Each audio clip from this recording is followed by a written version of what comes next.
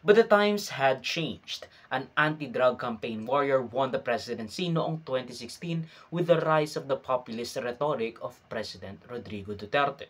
He was uncompromising sa kanyang rule of law, with some jumping over the line by inducing police officers na encourage manlaban ang mga suspects, mga drug suspects na kanilang i-apprehend para meron silang rason para patayin ang mga suspect na ito.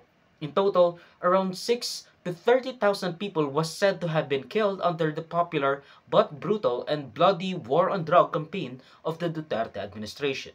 When he came into office noong 2016, a few months after being elected noong September, Duterte has apparently given then-President Joko Widodo and the Indonesian government to go ahead and execute Mary Jane Veloso if they wanted to. Sinabi ni Duterte, to follow your own laws. I will not interfere, which is kind of a badass mood. The president a year ago is not aligned with what I am and what my goals are. He is not aligned with him. She had become the media darling for a year at that time.